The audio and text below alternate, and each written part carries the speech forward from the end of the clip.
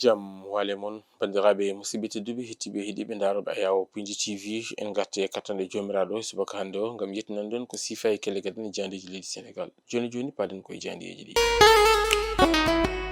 altine nayi lewru août hitande ujunnaje 2025 ko sifa e kelle gaden e jandeji leydi Sénégal eɗen puɗɗoro e jande gendiri nde jande Lossolay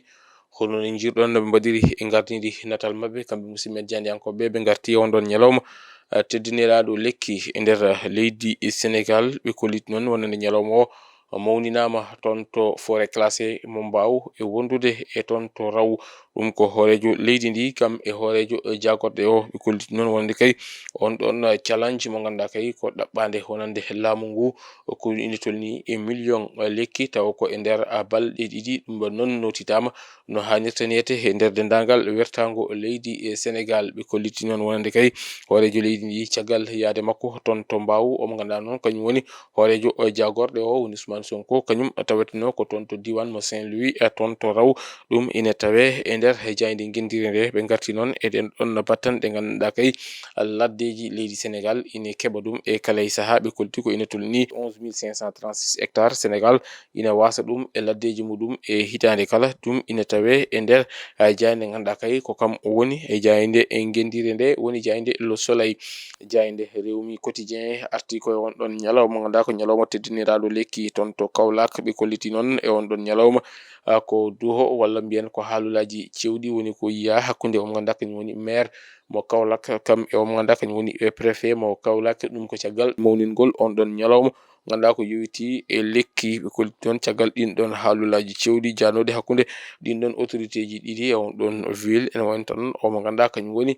khalife général de Niassène woni Serigne Mahi Niass ko kanko kay dogi hen koyɗe jaam ha jaam arti hakkude ɓen ɗon ɗiɗo ɗum ina tawe e nder jayde e ganduɗa kañum woni e jayde Rewmi Quotidien kona ɗum ko ɓe garti e on ɗon opération mo ganduɗa kay police waɗi ɗum e ɗeɗo balɗe jawtude ɗo e lamorgo ngo ɓe kolliti noon ko ina tolni e 980 e ɗiɗo bani adama koñumen kay goni ko mbaɗa interpellé ɗo e lamorgo ngo e ɗeɗo balɗe jawtude e wiide e jayde ganduɗa kay ko kañum woni e jayde Rewmi Quotidien jayde Vox Populi kañum arti e on ɗon ñalawma ganduɗa ko ñalawma teddiniraɗo lekki ɗo e nder leydi ndi ɓe kolliti ɗum notitama no hannirta niyete e nder leydi ndi kono noon kadi ɓe garti e ɗin ɗon konguɗi ganduɗa kay mbaɗino hakkude préfet mo Kaolack kam e maire mo Kaolack ɓe kolliti caggal nden ɗon ɗin ɗon duholi e wonta noon omo ganduɗa kañum woni Serigne Mahi Niass mo ganduɗa kay ko kañum woni khalife général de Niassène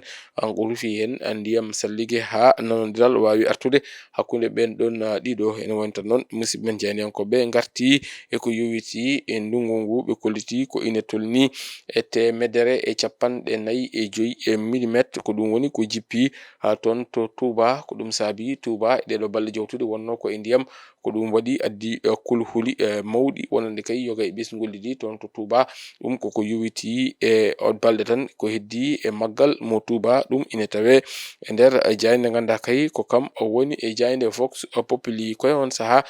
jayde point actu kañum naati e dingaral kamɓe musidɓe men jeydiyankoɓe ɓe garti e ko yowiti e ɗin ɗon konguɗi bannode hakkude omo ganduɗa kañum woni Serigne Mboup kam e omo ganduɗa kañum woni préfet mo Kaolack ɓe koltino wonde kay Serigne Mboup kañum waɗi retiré on ɗon plainte muɗum e wiide musidɓe men jeydiyankoɓe ɓe kolliti noon rewta ɗon ko omo ganduɗa kañum woni Serigne Mahi Niass mo ganduɗa kay ko kañum woni khalife général de Niassène caggal nde welditini ɓen ɗon worɓe ɗiɗo ɗum ina tawe e nder nden ɗon jayde ganduɗa ko kam woni e jayde point actu jayde e ganduɗa kañum woni jayde l'info kañum arti e on ɗon ñalawma mo ganduɗa kay ko ñalawma lorgo leɗɗe e wiide mabɓe noon hono forêt classé mo Mbaw kañum kay ene jeeya e ɓernde taaridi tawa ko yowiti e ko ganduɗa kañum woni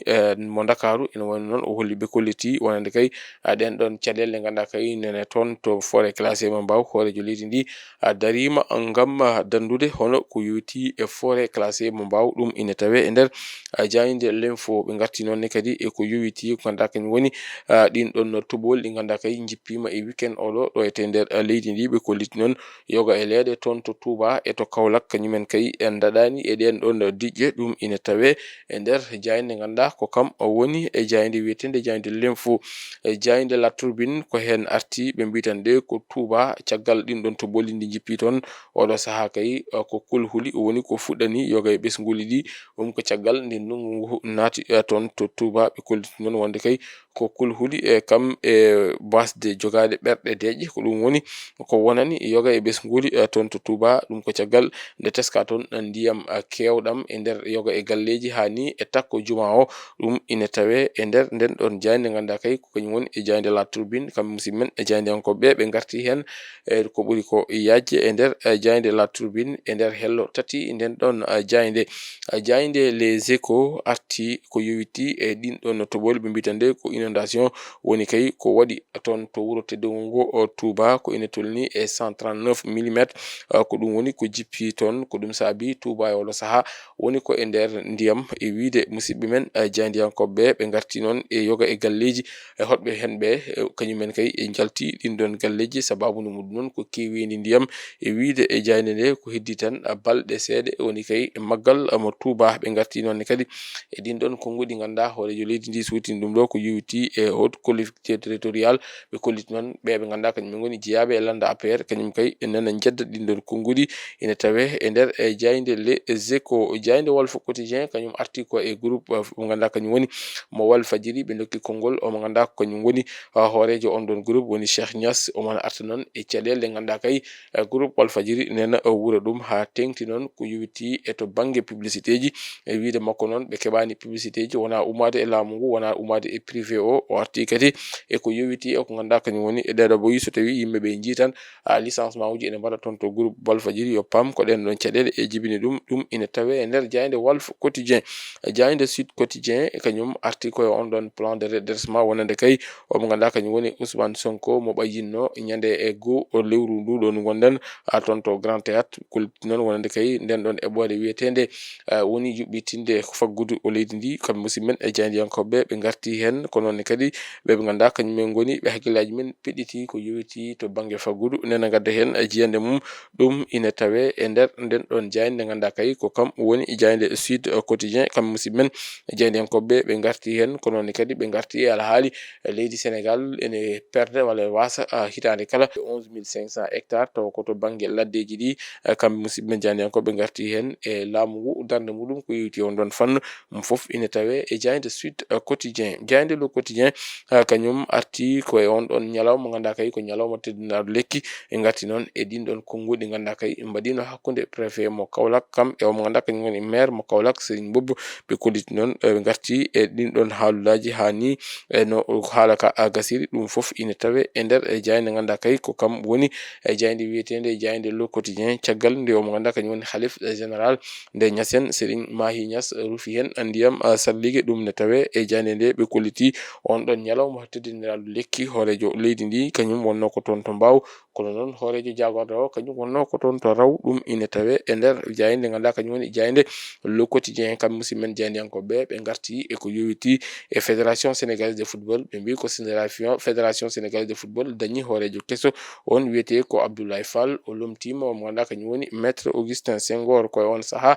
jayde Rewmi Quotidien ari addani en natal omo ganduɗa kañum woni Abdoulaye Fall horejo fédération sénégalaise mo football ɗum ko caggal ɗin ɗon sungoji bannoɗi ñande aset nde toon to Diamniadio ɓe kolliti noon wonde kay kanko Abdoulaye Fall ko kanko tigui fooli hono ɗin ɗon sumgoji ɓe gartine kadi e Nigéria mo ganduɗa ko kañum fooli ko yowiti e on ɗon Afrobasket final bannoɗo hanki hakkude leydi Nigéria kam e leydi Mali Nigéria ko kam woni champion d'Afrique ko yowiti e sengo fogu cenglel bandiraɓe musidɓe tedduɓe hettiɓe heeɗiɓe ko ɗum ɗo woni komin gaddan noon ko sifa e kele gaɗan e jayndeji leydi Sénégal ko adi keɗen mbaynodira en neldat duwaw dendagal ɓesgu kanel naɓe ha tengti noon e ɓesgu wonwonɓe tonto kanel caggal duttugol e joom muɗum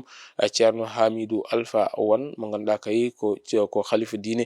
mawɗo tonto kanel duttiɗo e joom muɗum ɗo e Dakar nawtalo tonto kanel o jogori wirnede ko ñalawma hande o tonto kanel en neldi duwaw dendagal kanel naɓe kala e kongolam dendagal Pindi TV kala e gollotoɓe muɗum ina nelda duwaw fawde e ɓesgu wonwonɓe ha tengti kadi e dendagal kanel naɓe kala bandiraɓe musidɓe tedduɓe hettiɓe heeɗiɓe